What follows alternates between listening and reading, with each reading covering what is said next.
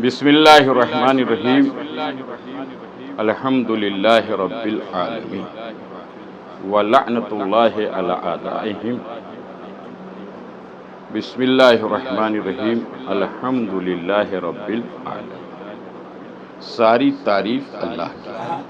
آپ نے جتنی بھی تعریف کی ہے در حقیقت اس پروردگار کی ہے کہ جس نے ہمیں اور آپ کو خلق کیا اور اہل بیت کا محب بنایا، تو اس لیے اس کی تعریف۔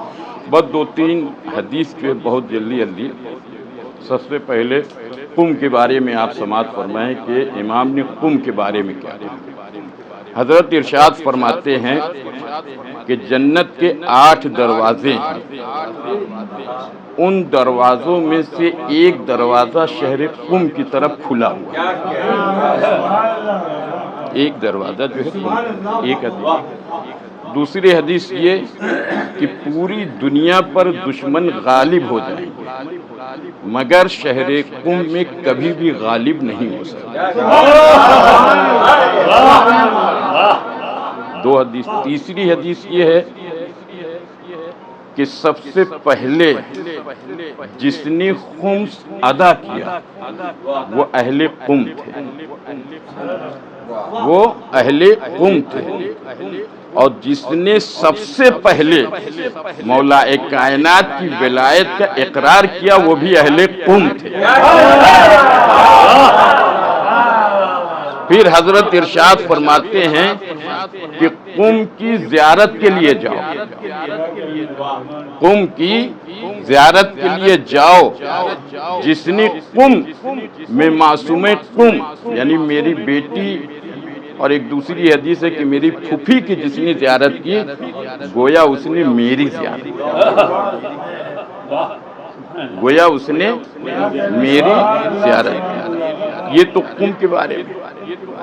اس کے بعد سے بہت ہی عجیب منظر کہ جب امام رضا علیہ السلام صلوات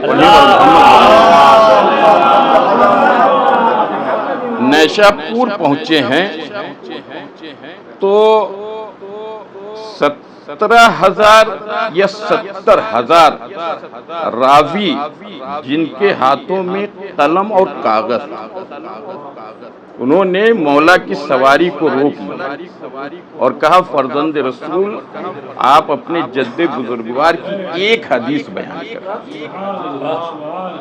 سمجھ گئے؟ روک لیا تو حضرت نے ایک حدیث بیان کی، لا الہ الا اللہ حسنی، لا الہ الا اللہ میرا قلعہ، فمن دخل یعنی جو اس قلعے میں داخل ہو آمن من عذاب، وہ اللہ کے عذاب سے محفوظ ہے۔ یعنی لا الہ الا اللہ، لا الہ الا اللہ پڑھنے والے یہ اور ہیں، یہ مت سوچیے گا کہ یہی لا جو لا الہ الا اللہ کہنے والے یہ الگ ہیں۔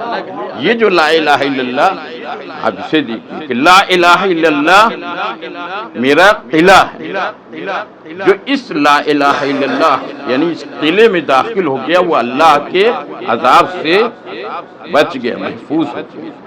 سواری آگے بڑھی، پھر لوگوں نے روک لیا تو آپ نے ارشاد فرمایا بشرط وشروطہا وانا من شروطہا، اس لا الہ الا اللہ کی شرط یہ ہے کہ جب تک کہ میری محبت نہ ہو یہ لا الہ الا اللہ بچا ہی نہیں سکتا۔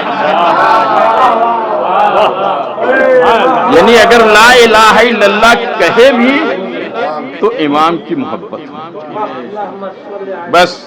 بار الہ محمد و آل محمد کے صدقے میں اس مختصر سے اعمال کو قبول فرما، ہم سب کے گناہان کبیرہ و صغیرہ کو بخش دے، ہم سب کے اوپر رحمت و برکت نازل فرما، جہاں بھی شیعان حیدر کرار ہوں سب کی عزت و آبرو کی حفاظت فرما، علماء اعلام کا سایہ ہمارے سروں پر باقی رکھ، بار الہ محمد و آل محمد کے صدقے میں جنت البقیع کی تعمیر فرما، اور جہاں جہاں بھی دشمنان اسلام ہیں، دشمنان عزاداری امام حسین ہیں، یا شیعوں کے دشمن جہاں جہاں بھی ہیں پروردگار انہیں ذلیل و رسوا فرما، اور یہاں پر ہمارے محترم مہمان دار صاحب عطا حیدر صاحب قبلہ، شجاعت صاحب ہیں، عقیل غلابی صاحب قبلہ، اکمل قادمی صاحب، اور جو دوسرے لوگ ہیں فائز صاحب، مشتاق صاحب،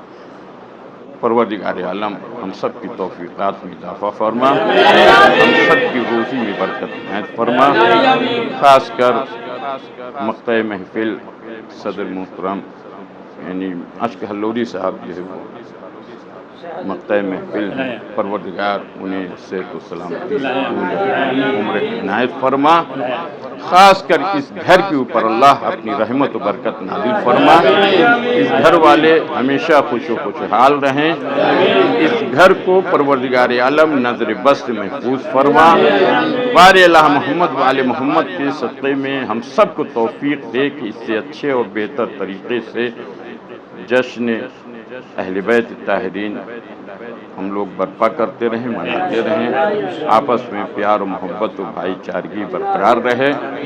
اگر کسی کے دل میں کوئی شک و شبہ یا شکوہ ہو تو انشاءاللہ آپس میں بیٹھ کر کے بیان کریں، باہر کوئی شکوہ شکایت نہیں۔ صلوات پڑھیں بر محمد و آل محمد۔ ہوا کے دوش پہ معصوم خوشبوؤں کا سفر، ہوا کے دوش پہ معصوم خوشبوؤں کا سفر بتا رہا ہے کہ آمد کسی امام کی ہے۔ میں جا رہا ہوں امام رضا کی چوکھٹ پر، سنا وہاں ہے ضرورت کسی غلام کی ہے۔